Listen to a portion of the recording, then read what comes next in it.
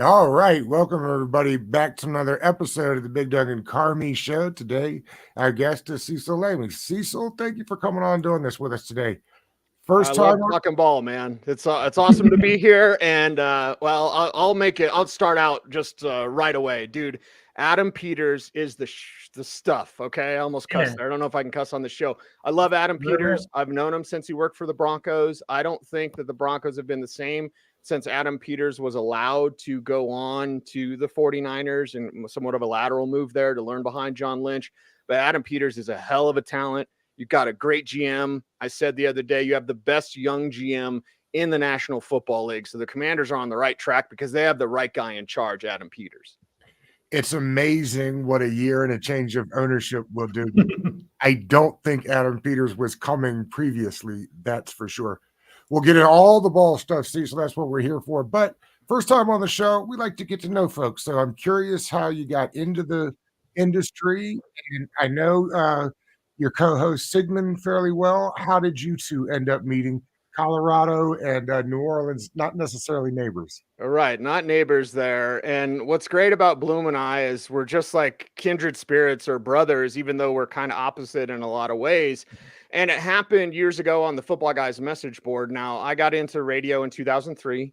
This is my 20th year on air. I did so because I was working in a machine shop in Arvada, Colorado, making firefighting equipment, and Mark Schlereth was on the radio. And I had called into Jim Rome and some of the local shows, so I was kind of a known caller in Denver. I got a big mouth. I've been playing fantasy football since 93. Stinks talking about fantasy in 2003. Nobody really knows what it is. He's terrible at it. He's a dear friend of mine, but he's terrible. And so I called in. He kept me on for half an hour. As a caller, he kept me on for half an hour. I was over my lunch break. I was all nervous. I go back to my machine. I'm, making sure no one's noticed that I was gone. And my best friend on my way home, my best friend calls me and he's like, "Hey, I heard you on the radio." I said, "Yeah, cool." And he's like, "The guy behind you said you were good and they should hire you." And I have a tremendous ego for no reason. And I was like, "Of course they should hire me." So I emailed the producer when I got home and I told my wife, like, "Hey, I'm interviewing Peyton Manning tomorrow, so I still got to go to work. If I ask and they say no, I'm still going to work. It doesn't hurt to ask." I have no idea where this clarity came from. So I emailed the producer, who happened to be Andy Lindahl. And the next Friday I was on with Stink for an hour. Next Friday after that, I was on with Stink for an hour and just started building that. Work for free for 4 years on radio. Got my first contract in 2007 and quit the machine shop in 2007. Started at Football Guys in 2005. Was debating Amos Zaraway on the message boards with some guy named Bloom. And we had hired him in 2006. So I'm on board in 2005. I'm just kind of media insider. I don't know what I was. And then Bloom gets hired. And so I called him up. We talked for 3 hours on the phone. And I said, "Hey, let's do that again, but let's record it and call it a podcast." They weren't even called podcasts at the time. So we started the Audible in 2006 and have been going 19 years strong since then. And it's fantastic. And the first show, this is how much a moron I am. The very first show I said, "Welcome back," to the very first episode of the Audible. But I recorded it on a speakerphone. I'm really dating myself here. On a cassette. I took that cassette. I put it on CD. I took the CD and I put it on my computer. I put it up in the Football Guys servers. And that's how we did the first episode of the Audible and the first probably, I don't know, year or so of the Audible. And now, with StreamYard and everything, it's just so easy to get your word out there. But it's been fantastic. Been going to the Senior Bowl and the Shrine Bowl every year. Haven't missed a year since 2007. Go to the Combine, go to the owners' meetings, go to the draft sometimes, although I haven't been since it was in Tennessee. But just like to be where football's at. Like to be at pro days. Love talking to scouts. Regularly talk to scouts, GMs, some coaches, and now even some owners, which is a little nerve-wracking, but still, like, just being around the game, wanting to talk ball and just wanting to learn about ball. This game will humble you so much because as much as I study it, I'm not going to be right on everything, but I promise the listeners in Denver, like, hey, nobody's going to work harder than me for the draft. I'm going to tell you what I know, and I may be wrong on some players, but that's what's fascinating. That's what keeps coming to me back, make me come back. What is the biggest, that's a long span of time there, Cecil. What's the biggest change to the game as far as podcasting and YouTube and things like that you've noticed since you guys got your start? And might have answered it with the cassette to CD. Yeah. Things have moved so fastly in the last couple of years. I'm curious your thoughts on like what maybe was the biggest promoter of that? I think the biggest change in podcasting has been one, now there's a bunch of noise, right? Everybody's got a podcast. Okay, that's fine. But it's about authenticity. It's about personality. These are the things that rise to the top. I know in studying radio and have been coached in radio, like people will get bored with numbers. So if you just throw a bunch of numbers at them, that's boring, right? In fantasy analysis, you can find your numbers everywhere. And some guys are stat guys, some guys are film guys, some guys are set my lineup for me guys. But either way, I think to rise to the top or to stay ahead of everyone, make sure you're authentic, make sure you're genuine. People really respond to that. And I've often said people respond positively to positivity. Maybe that goes against the clickbait of the YouTube headlines or whatever that we have to do to kind of game the system. You don't really need to do that. You don't need to be negative. I always tell young people when they say, I want to do what you do, I say, start a podcast, go to StreamYard, get a headset from Walmart for $20 and start talking, get your chops in, because it takes repetition. And the way that you do it is you're kind to everyone. Adam Schefter told me this years ago, and he's my mentor, him and Mark Schlereth. We were at KOA. It's when I was working for free, and he pointed to the guy behind the glass. He said, you see that guy? I said, yeah. He said, you be nice to him every day, because one day he's going to run this station. And guess what? That guy's running the station. So like, it's just kind of be kind to everyone on your way. You never know where people are going to go, and just do good work, man. At the end of the day, it's football. It's not rocket science, but you want to be kind in what you do. And I think the people that do that, that show authenticity, that show fun, football's supposed to be fun, man. Why do I want to talk about the controversy? I want to talk about the fun, and I want to talk about the players, glory to the players, glory to the game. And I think that's how, in this kind of cramped podcast world, you can really stand out. See, so that's fantastic. It seems like, so much work and time and effort getting into your job here. What's your coming of age moment? Like when you walk through, you're like, hey, I made it. I found it here in this industry. I'm just happy to be here. This is what am I doing here? Kind of moment. Yeah, a couple of moments. One with Peyton Manning. Okay. When Peyton called in to a radio show, and they had cut me off because Peyton had called. So they're like, Cecil, we got to. And so Peyton's like, don't ever cut him off, man. He knows more about football than anybody. And my phone's blown up. I'm sitting with Matt Waldman at Pensacola Airport coming back from the Senior Bowl. My phone starts blowing up at a Dunkin' Donuts. They're like, Peyton, man, he's just shouting you out.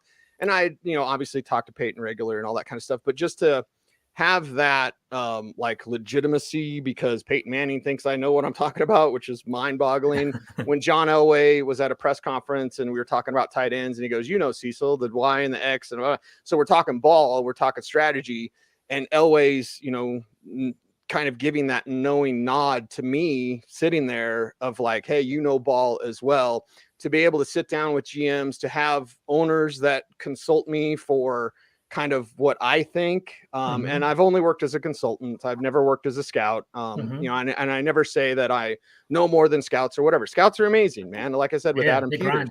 So for me, just to be able to have that audience with those type of people, to sit in an owner's office and to be able to talk about, hey, this is what I think of your GM. This is what I think of your players.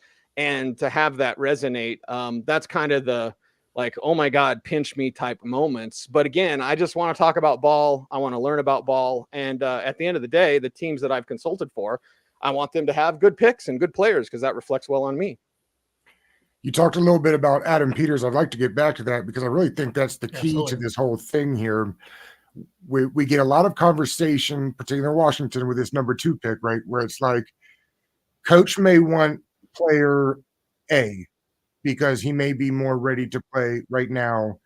And with coaches on such a tight window, we can't afford to wait and develop. GM's job's a little different, right? So you want a scouting background. It feels like scouts, GMs might be willing to bet on, say, player B with a higher upside, because their leash may be a little bit longer and they're banking on upside. What do you think Adam will do as far as getting everybody involved, but then ultimately the decision's got to lay on him, right? Because he's right with him eventually. Yeah. And we see, let's take San Francisco, for example, the last place that he was employed, and like John Lynch and Kyle Shanahan didn't get along on everything, but they go along to get along, I think is the statement. And the Trey Lance thing, that was a John Lynch pick. Kyle Shanahan didn't want him. He wanted Mac Jones. We all know that, and we see how that worked out. I think Mac Jones stinks as well, and he's a dirty player. And I like Trey Lance coming out. I thought he was worth a shot. I knew San Francisco was going to make that move after they couldn't trade for Sam Darnold. This is how how things have changed. So they couldn't trade for Sam Darnold because the Jets wanted to see Zach Wilson at his pro day. And so the 49ers said, screw it. And a month before the draft, they traded for that 3 pick, which became Trey Lance. And again, there was a conversation between coach and GM, but GM won out. Adam Peters will work well with everyone on staff in Washington and just set them up. But at the end of the day, right now, I believe it's Jaden Daniels at 2. I strongly believe that. I believe that this talk of, hey, we like JJ or we like Drake May, I think that's kind of a ploy to maybe see if someone like Minnesota or Denver would move up. I think New England is doing the same exact thing. And they're going, because I'd heard in January, the New England Patriots wanted Jaden Daniels, and if they weren't going to get him, and they're not going to get him because I think Washington takes him at 2, then they would move back and then take Michael Penix and maybe even move back into the end of the first round for Penix. So when I was at the owners' meetings, I saw Schefter and I said, hey, here's what I heard about New England. Start digging on it for me, because I've just heard this in January, and now in April, we're hearing they like Drake May, they like JJ McCarthy. I don't believe that. April's the month of lies. So when Washington comes forward and they're doing the due diligence, of course, Adam Peters is going to do that. They're working out Drake May and they're working out JJ McCarthy, and they may like somebody like, at the end of the day, I still think it's Jaden Daniels. He's my number 1 quarterback in this draft class. Doug Farrar from USA Today, it's his number 1 quarterback. All due respect to Caleb Williams, I don't care about the pink hair or pink nails or pink phone or pink purse. I don't care about any of that. I think Chicago ruins him because Chicago's never developed anybody, even though they have a bunch of talent around Caleb. I think they'll just end up screwing it up. Jaden enters the league with Lamar Jackson MVP ability. He enters the league like that. And I think, and I guess some people think this is controversial, we're just seeing the tip of the iceberg with Jaden Daniels. We don't even know yet what he can be. He enters as Lamar-like.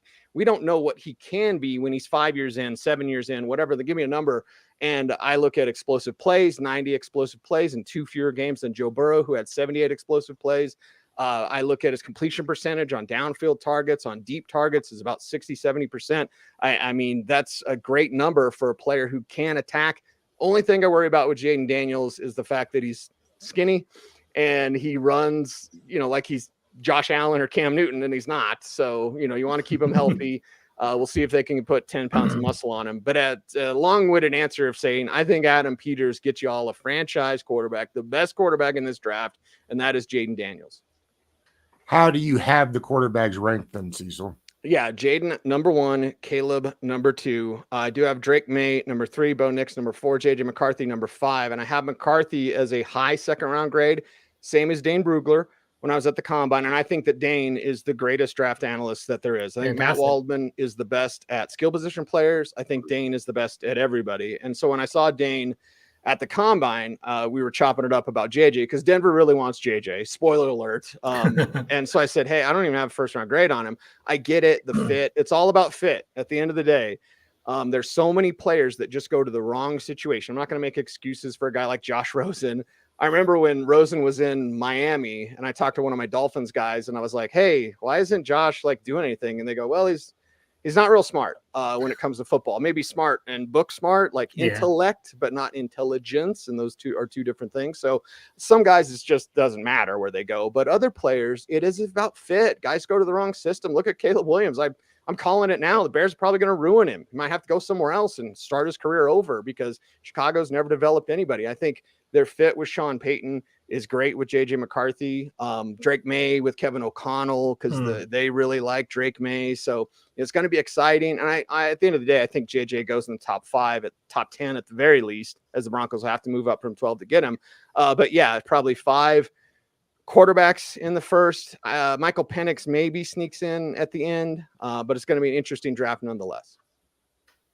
Gotcha. So, Cecil, you seem pretty adamant that Jaden Daniels is going to Washington number 2. Do you feel like it's just a good fit skill-wise? Have you heard things at the Combine? Do you think it is a good fit in general? You seem pretty high on Adam Peters, but how do you feel about the coaching staff and the talent that's around him? How do you feel about that? Yeah, let's talk about Cliff Kingsbury, and we talk about the air raid and what he can do. And one thing that really grinds my gears, I don't want to start yelling. We're only 15 minutes in, but when people say, "Oh, he wasn't that at Arizona State," or with Bo Nix, for example, "Oh, he wasn't that at Auburn." Well, guys change and guys grow and guys can get better. And when you find the right fit, even in college, when you're in the right system, it's going to showcase your skill properly. I fully believe in Cliff Kingsbury to do that with a prospect like Jaden Daniels, with a lot of prospects, honestly. And some of those guys, I think of, let's say Dick LeBeau, right? Dick LeBeau is a Hall of Fame everything, right? Defensive coordinator, player.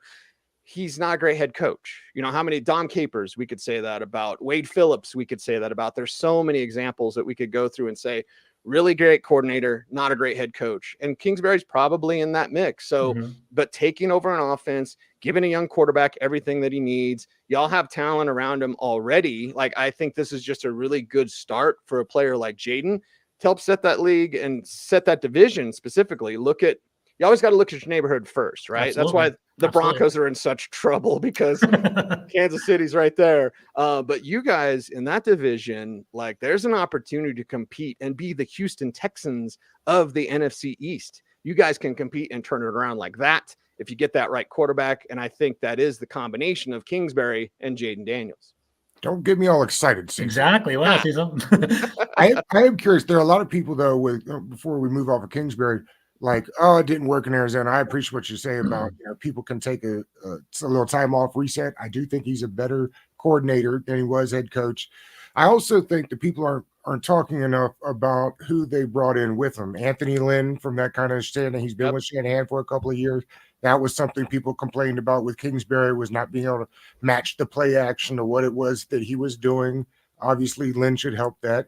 And then Brian Johnson with his work with Jalen Hurts in Philadelphia.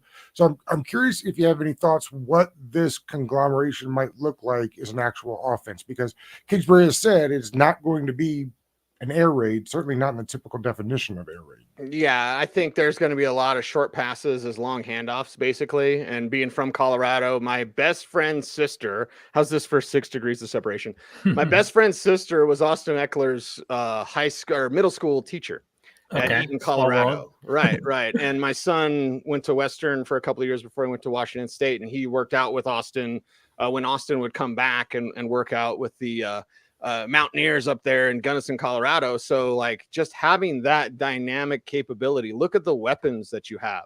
Look at everything that you can put together, whether you want to smash people in the face with Brian Robinson, who I love, whether you want to, and Jahan Dotson.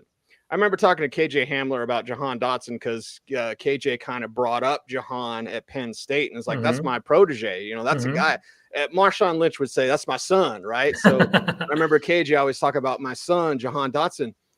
Tip of the iceberg. You kidding me? Look what he did as a rookie and all those touchdowns. And that wasn't even the hallmark of his game. And imagine now going back to Jaden and the downfield passing and the 60+%. It's not quite 70, but 60+% passes on passes over 15 yards down the field. The dude attacks. So imagine that defenses. Imagine the pucker factor when you're facing a Jaden Daniels and you got an Eckler over here and you got Jahan Dotson running around. You know, you just have all this explosion. So I think it's going to be space based. And if there's and I know that y'all had EB, and I appreciate EB. I've, played golf with him or whatever, but this will be the closest to Kansas City if Kingsbury works it out the way he can, based on the skill set that you have, based on the quarterback that I think you guys are going to get. It'll be the closest thing to that. And I understand EB was there, and maybe that's a bad timing of a comparison, but I just look at the talent that's there and the way that you can use space. The great thing about football, they say it's a game of inches. It's actually a game of geometry. It's about angles, numbers. Look at what Mike McDaniel, and I've known Mike McDaniel since he was a teenager. He was a blankety blank ball boy for Mike Shanahan when I was out there running around at training camp. And I love Mike. I have fully support him and everything he does. I wish he was in Denver, although I love Sean Payton. But anyway, I look at how are you a Sean Payton guy? Yeah, I'll get to that in a little bit. But look at how Mike uses Tyreek on go routes that are this way. They just kind of turn the field. Andy Reid did it as well, and I guess his Bieniemy was there as a part of that. But it's just the vertical spacing of this game, the way they force defenders. We're going to put you in a bad spot. I think that's where Kingsbury comes in and just absolutely crushes this. So maybe he doesn't call it air raid, but there will be some air raid quality to it. Gotcha. So walking away from the combine, you seem like you were pretty impressed with JJ McCarthy's leadership and his personality and his, just being so dynamic. Did you get a chance to talk with Jaden Daniels and Drake May? And what do you feel about them leading the room and being, potential young leaders as a rookie coming in as a quarterback? Yeah, JJ meditates like I do every day, which Mhm. I mean may mean nothing, whatever. And he controls the room. Drake didn't. And maybe it's just the leave it to Beaver in him or whatever. Like he's definitely shucks. kind of aw shucks and gee whiz. And Sigmund and I had talked about this, and he's like, well, hey, Eli Manning was kind of like that. I was like, okay, yeah, but Eli also, I mean, you knew he was that dude, right? When he Yeah. turned it on, he'd still be that dude and had to Yeah. compete with Peyton. Well, Drake comes from an athletic family as well, and I'm sure that it's there. I just would like to see it better. I'll go back to a Washington quarterback, John Beck, when I was at the Shrine game in Houston, and John Beck had this quiet mouse-like cadence. I could barely hear him from the sidelines. And we're in a dome, we're in a bubble, a practice bubble in Houston at the Texans facility. And I tell Sigmund, I was like, man, I don't like that Beck guy because I can't hear him. Like I want a quarterback to lead. I want that alpha, follow me type stuff. And maybe Drake May totally proves me wrong. Like he's got all the physical tools. And again, not to be grumpy, but like one of the things that grinds my gears, and Scott McLuhan told me this years ago, another Washington guy, he said, the physical stuff's so easy to see, Cecil. And it's true. Like when people say Drake May's got the arm, well, tell me something I don't know. All right. I have two eyes. I can watch football. Drake May's got an arm, everybody. Hey, Drake May can run. Yes. But tell me something I don't know. All that stuff is easy to see. It's beyond that, especially at quarterback. Maybe at other positions, it's different. But at quarterback, I want to know about the guy. I want to know about the personality. I want to know about the genuine authenticity. And I believe that May does have that fiery spirit. I would just like him to see, and this term doesn't mean what it used to, but I'd like to see him be a little more presidential and kind of control and own things when he talks to the media. And again, talks to his locker room, his teammates that seem to love him. Okay, where's the disconnect then? Why is he aw shucks and kind of nervous at the combine? It was off-putting to me. Could totally be wrong, but that was my opinion. Jaden Daniels is smooth. He's as cool as the other side of the pillow. He's that guy. So he's got that confidence, and you see it oozing from his pores. And I love guys like Jaden because they can mess with you. Again, I don't know if I can cuss on the show. They can mess with you, and they know they can, and they love doing it. And that's the way Jaden Daniels plays. He's like, I'm going to screw you up. Like, you're going to try something, I'm going to take it away from you. You can't stop me. And you see that kind of oozing from his pores when you get to talk to him at the combine, pro days, whatever. And then Cecil, just to follow up, sorry to interrupt you, Doug. There seems to be a disconnect, like with social media and Twitter, X. It seems like Drake May is pretty polarizing, and people are very concerned with the low floor that it could potentially have. Is that also going on in NFL circles as well, from what you're hearing, kind of like going to the combine and bumping into people and talking to scouts? Is there a level of concern, or are scouts pretty high on Drake May because of his, enamoring traits? What are you hearing about Drake May? I've heard that we're higher on him than the scouts are. Now, when the media it came or out, the scouts? the media Oh, is interesting. higher on Drake May than the scouts are. Wow, now, okay. when we heard, remember the Drake May is falling conversation, right? Yeah. It was like a month ago or something. It was probably around the combine. Drake Gotcha. May's falling. And I remember I'd go on shows and be like, how far could Drake May fall? And I'm like, 3? I mean, Drake May's not falling. What's happening is that people are waking up to what a flipping stud Jaden Daniels is. Okay. That's all that's happening. So Drake May is Drake May, and he can scoot and he can throw. He's got that arm. He also plays hero ball and will force things when he doesn't need to. He won't take the easy throw. He won't move the chains. He's trying to, go for it, which I admire. But at the same time, you must be partly a game manager and save your moments to make those plays. So I think May still goes in the top 10. Let's say worst case scenario, top 10. Minnesota wants him bad. I think he fits with Kevin O'Connell. I think personality wise, teams are like, okay, he's a golly gee type of guy, and I guess that's what we get. And maybe some coaches like that. Maybe some coaches, I'll tell you this, Sean Payton wouldn't necessarily like that. Sean Payton wants a guy that will kind of cuss you back. And part of his problem with Russell Wilson, only took me 25 minutes to mention Russ. Part of his problem with Russell Wilson is that Russ was just like, yes, sir, no, sir, right away. No, bow up. Tell me something, right? I'm going to yell at you. You're going to yell at me, but it's all love. We're all in it for the win. And with Russ, it was just like Sean could dog cuss him, and then Russ would be like, yes, sir. And it's like, no, give it back. Show me that emotion. And that's where a guy like Jaden, I mean, it jumps off the page. I don't think he'll get coached tough in a way that Sean Payton will coach you tough, but it's personality. Again, back to the F word. It's fit. It's fit for all these quarterbacks. Gotcha. Assuming Jaden goes to Washington, fit is a nice segue. Where do you see him getting drafted in Dynasty? Yeah, and Dynasty, well, Early. I'll take him number one, right? Yeah. And I understand Caleb. There's a lot of attraction with Caleb. Okay, there is a ton, and I understand his final year wasn't the greatest, but USC's offensive line was dog trash. He is a generational talent. That's why I guess I'm not really nervous to have Jaden as my number one quarterback, because I'm just going off the film. I'm going off what I believe they can be. But there's a lot to like about Caleb, but from a dynasty perspective, it's still all about Jaden for me. He's got to be the guy that I take. I know I'm going to try to collect him in all the leagues that I play in, not only because of my personal affinity for him, but just because I think that dude is a difference maker. And again, entering the league with Lamar-like levels.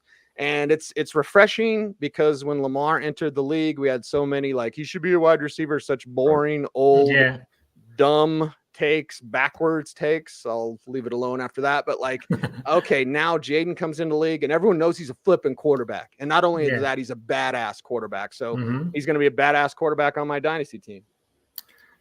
And to that, where do you see the running backs? The running back room is interesting in Washington now, particularly from a fantasy standpoint. It feels like Robinson will get the majority of the load, but Eckler historically has been a touchdown machine. Yes. Yeah. And I'll still believe in Austin until I don't anymore. And that's still this year. And it's painfully going to be RBBC. I guess we're kind of used to it now. I've been playing fantasy so long that, oh boy, what? Corey Dillon, who was the Williams back for Cincinnati before him? Not Harvey Williams. That was LSU. I'm trying to think. Raiders. It wasn't Cadillac, was it? No, it's Tampa. But like, I've been playing a long time, and I remember when guys who were kind of okay would get 1,000 yards because the NFL was just like, here you go. Here's a bunch of carries. So Harold Green, not a Williams. But like, it's not, those days are gone. And I think that's why we're all kind of used to RBBC. So it depends on your scoring and format. Know your scoring and lineups, know your rules. If you're a PPR format, then you're going to have a premium on Eckler over Robinson, vice versa. Non-PPR, you're going to have Robinson over. And I think Eckler can still perhaps even be refreshed by this, still be that, potential double-digit touchdown guy, still get you 50 plus catches and still push for however many yards rushing, let's say 800 yards rushing, something like that. I think it can be dynamic and it can work based on the quarterback I feel they're going to get. They've got Robinson real quick, George, before we get off this one. They've got Rodriguez, Eckler, and Robinson already in the room. Eckler, of course, is on the 1-year deal. Would having those three make you less likely to draft running back if you're Washington this year? No, I'm still taking a running back. I'm still looking at running back, especially because this class is so interesting because there's not a first rounder, but that doesn't mean there's not talent. I can go to the 7th round and get you a potential starter, Blake Watson from Memphis. You all want a Memphis back. Everybody should want a Memphis back. When I was at the Shrine Bowl in Texas earlier this year, Watson jumped off the page and jumped off in practice because of his ability as a runner, the speed, the receiving ability, and the dude is fast and he's got great feet and he's seen as a 6th or 7th round pick.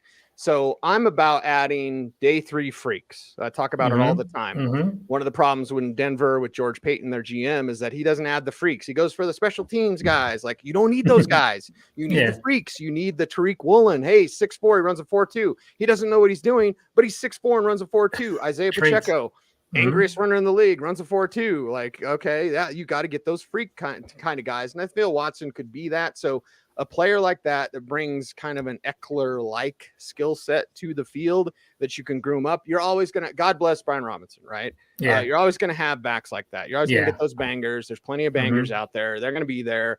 But when you have a dynamic player like Blake Watson from Memphis, and this is the tradition of Memphis backs, I mean, my God, do we need to go on about Memphis? We had one. I know. Antonio Gibson. Yeah. You had one of my favorites. I wish the Broncos would have got Gibson because of everything that he can do. And I can remember him at the Senior Bowl and being like, oh my God, that guy can play.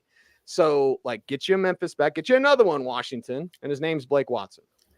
Cecil, on top of that, so you actually get to go to the Shrine Bowl, Senior Bowl, so on and so forth. We talk about quarterbacks a lot in DC. Are there any other like under the radar players, maybe a second or third round player that you particularly like in general? Not necessarily a quarterback, but it's like some of your Cecil's favorite players that he's watched on his journeys over the whole draft process. Yeah, and I'll go through a few Sure. because we'll start with running backs. And I go back to the Shrine Bowl and I go, all right, Isaiah Davis from South Dakota State was there. They had like 4 or 5 South Dakota State guys there. Jaden Sheridan, though, here's the guy I want to talk about. 5'8", buck 87 from Monmouth. Jaden Sheridan. Remember the name. He wasn't maybe as impressive as Blake Watson, but he certainly was a player that kind of took those practice weeks by storm, and a player that I am definitely monitoring and looking forward to, especially in dynasty formats, where it's like, I'm going to take a chance on those super crazy deep dynasty leagues that I play in.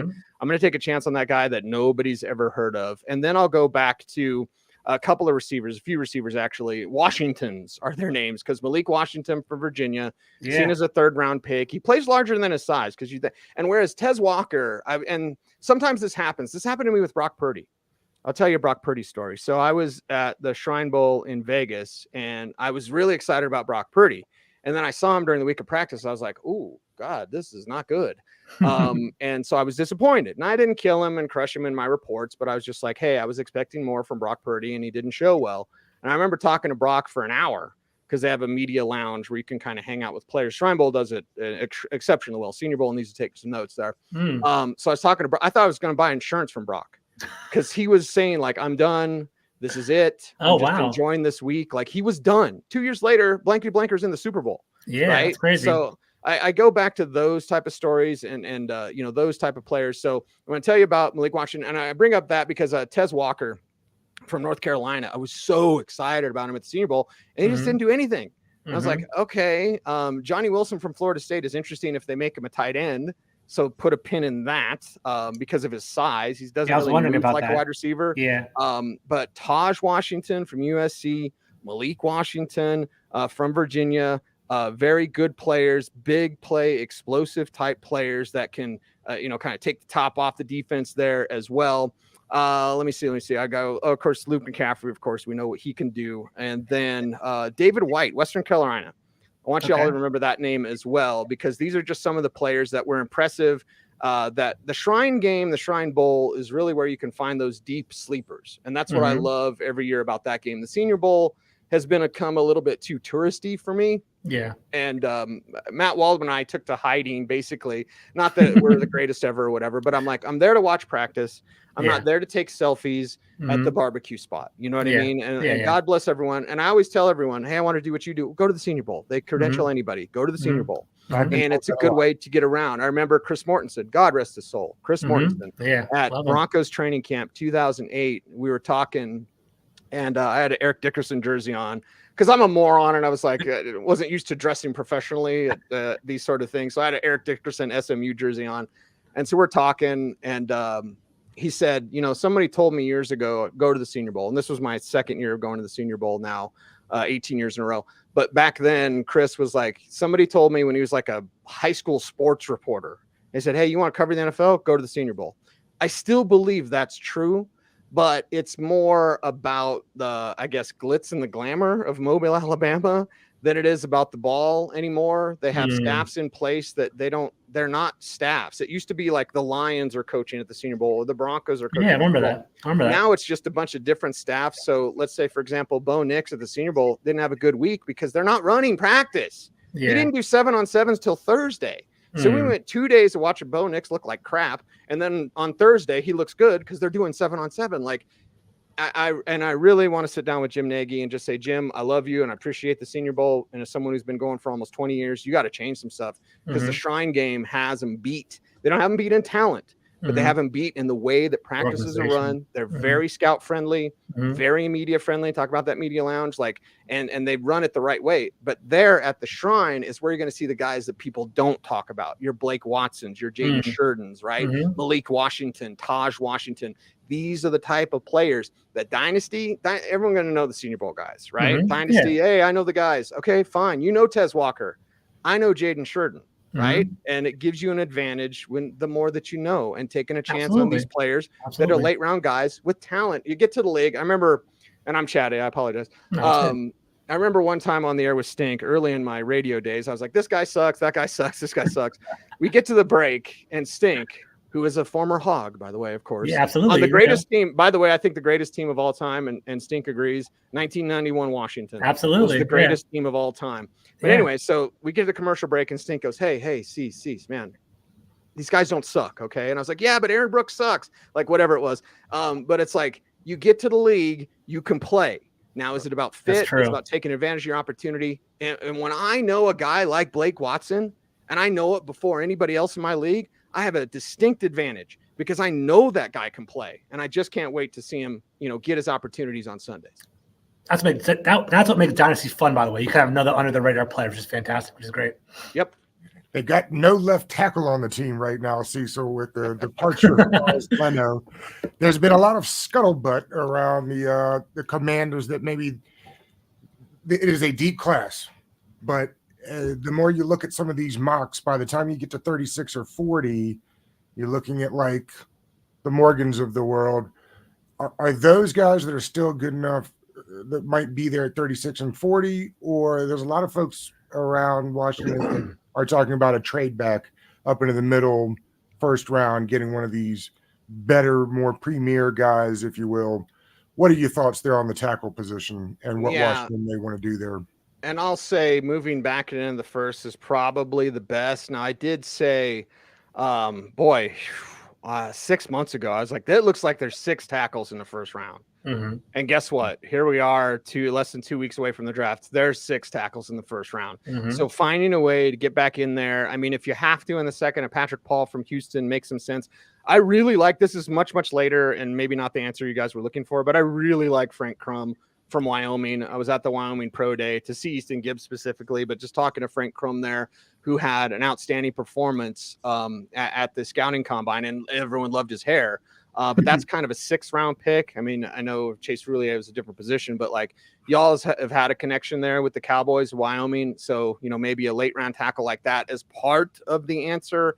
But you do have other answers. But I think that moving into the first, back in the end of it, makes the most sense. You get the 5th-year option, and you get to start to build that line. Because, again, your young quarterback needs the best protection he can. And you don't want Jaden. Let's just assume it's Jaden, and I think it's Jaden. You don't want him to play even more dangerously than he already does, and you don't want him under that duress. He handles pressure well, but you don't want him under that extra duress if you don't have a proper left tackle in place. So get back in the first, grab a Guyton or whoever you want. We can talk about Amarius Mims if you want, but like get somebody like that. And then let's go Commanders, and let's go Jaden Daniels, man, doing the best for him, growing together with whatever tackle you get him. I am those that watch the show on a regular know that I am a lifelong Bulldogs fan. So you mentioned Mims. I'm curious your thoughts because he's polarizing. Yeah, I think he can play left tackle. Do you? Yeah, I think so as well. And the thing with Georgia is they just get you pro ready, which is generally something I like to stay away from when I say that, because it's like when you say you're ready for kids. Well, we're going to have kids when we're ready. You're never ready. Okay. So pro ready, what does pro ready mean? Brady Quinn was pro ready, right? So what does that mean? You look at polarizing probably just because of the lack of starts, right. I would guess. Right. And to me, I see that as, well, again, tip of the iceberg. Like, what have we seen? What more can we see as he learns and as he grows? Now, maybe Mims, because of that lack of experience, is a player that you would shy away from there and go for someone else. Guyton, I've already mentioned, like maybe that's a case for you. But for me, I look at that program. I look at just the size, the sheer size of that man, that young man. And then I go, okay, that's clay that I can mold into what I want at left tackle. And clearly he's played against the best of the best. And I don't really look at the, number of starts. Like, nah, I don't necessarily look at that. I look at the mold of clay, the kind of body type that he has, the athleticism that he has there as well. And I think obviously he's going to be a first round pick. What do you think the floor is for where he goes in the first round? Oh boy. In the 20s. I would say in the 20s. Let's say, I think that's probably a safe place to say, because what we're going to have in the draft, and this is where the talent like Mims is going to get pushed down to you, because the 3 best players in this class, I could say, are those 3 wide receivers. I could easily say that. The 3rd best player, in my opinion, is Brock Bowers. Okay, so but he's going to go in the top 15, not in the top 3. You don't get the value discount of a tight end in the top 10 that you do with other positions, specifically quarterback, wide receiver there as well, offensive tackle as well. So because of that, your edge rushers and your tackles are going to get pushed down. And that's where your team like the Giants, let's say, and the Giants, Brian Dable, like, what are you doing, man? Brian Dable is at the owners' meetings.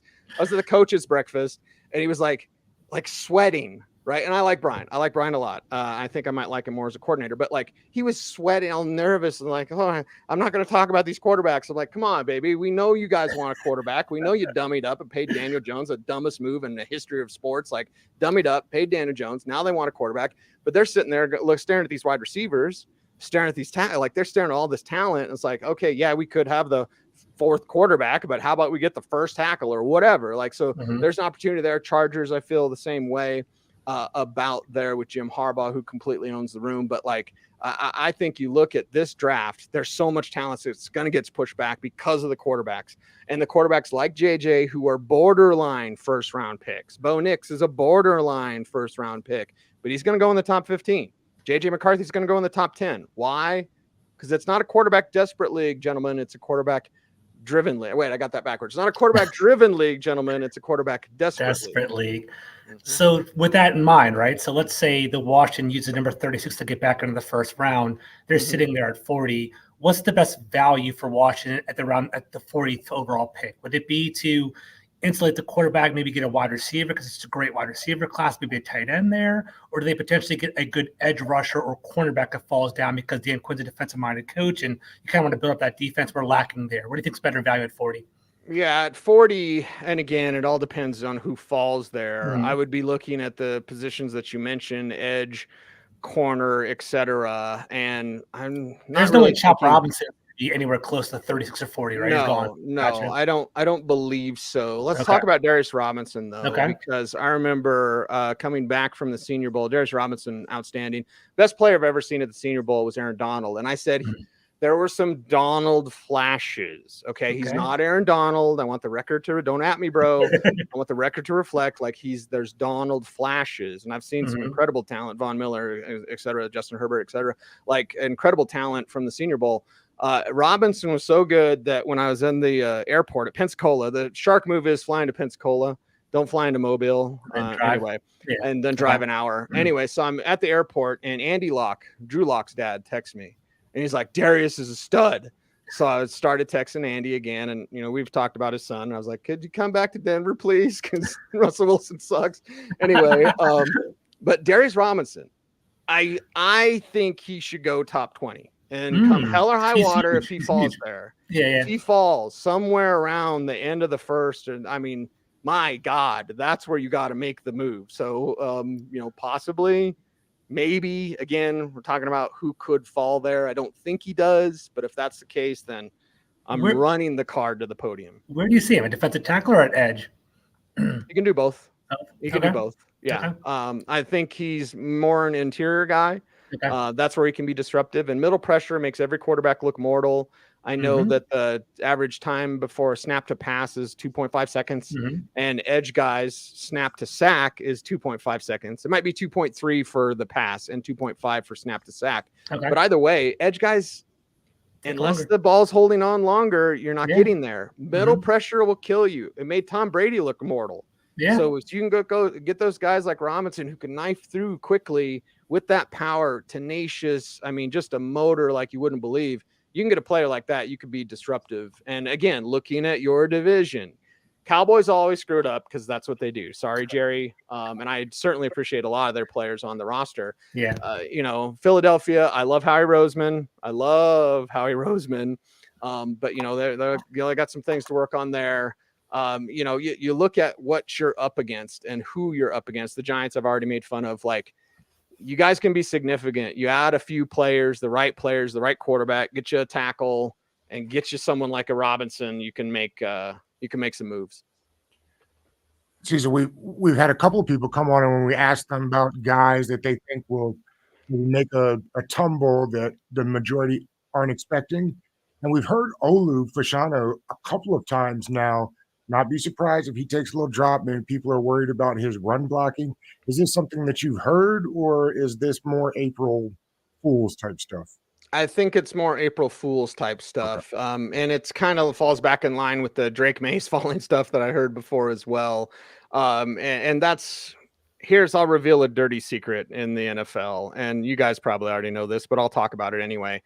Agents run so much of the information, and it's almost disgusting to me, really. I do not run with agent information. I'll talk to agents. I'm friendly with agents. You have to be. But I've had agents ask me to say nice things about their player when I don't like their player. I've had agents like get pissed off at me because I'll tell a story, a local story. And I hate this. I hate that I have to say this, but like Mike McCartney, who I love Mike McCartney. Mm-hmm. He doesn't like me because I thought Zach Dysert sucked. Okay. And he was telling one of my buddies, he's like, that's Cecil Lammey. He's a big mouth and blah, blah, blah. I'm like, Mike, I like you. And I love your father. McCartney, of course. See you, legend. Right. But he doesn't like me because I thought his client sucked. Like, sorry, your client sucks. Get better clients. And he does have better clients. Kirk Cousins is making money. But I look at it and I go, okay, I've had agents thank me.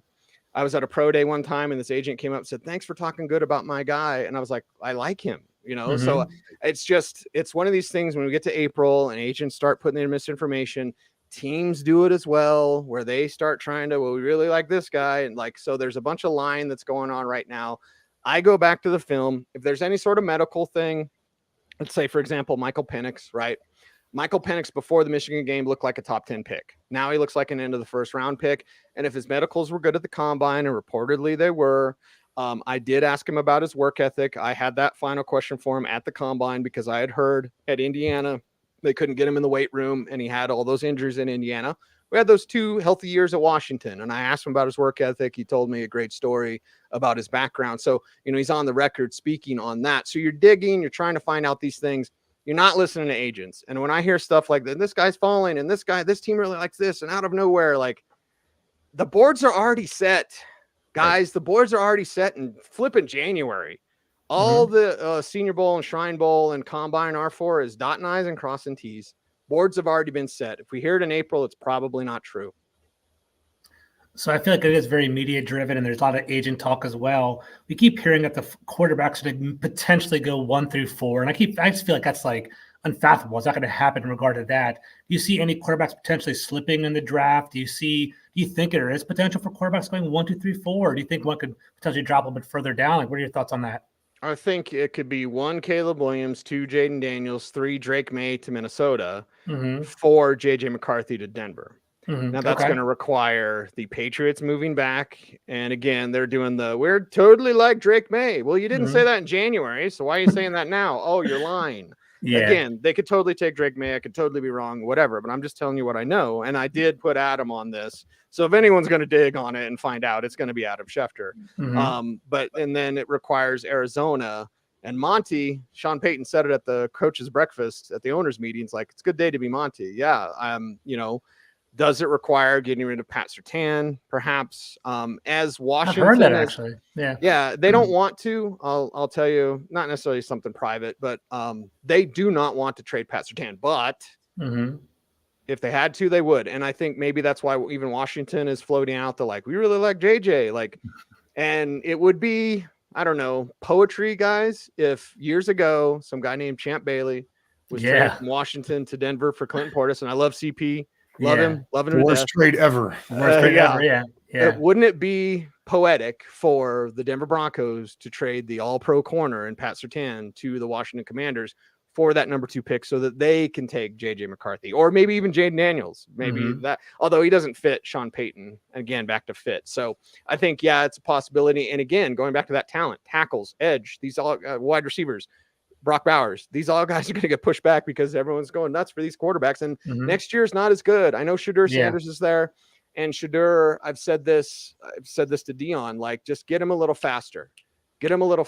Like, he has insane pass placement, almost Peyton Manning-like pass placement, where Shadur Sanders can put it here or here.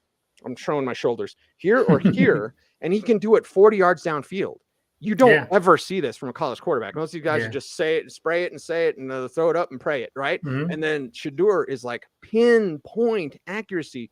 He's just a beat slow. He's a see it, throw it guy right now. He needs to throw with more anticipation. I believe that Deion will get him there. I don't believe Pat Shurmur will. Pat Shurmur, terrible coach. But anyway, like I believe Deion will get him there. But we're talking about Quinn Ewers, right? Like we're doing one guy. You got 4, 5, 6 guys this year that teams will go nuts for. This is the year to get your quarterback. Washington, Denver, Minnesota, etc. I'd like to get out of here on this one, Cecil. I was listening to you and Sigmund the other day. You were having a conversation about agents. I thought about that because you were just mentioning the agents. Do you think that I know you guys were talking about a world where the agents aren't necessary or certainly don't play the role that they do now? I was hoping you just touch on that a little bit before we get out of here because I found it to be very interesting. Yeah, I think NIL is changing the game. It's changed the game in college football. I was talking to actually an NFC East guy. I won't tell you which team, whatever. And he was telling me about this like 3-star, I think it was a guard or tackle, some 3-star offensive lineman who chose to stay in school because he was making $900,000 a year.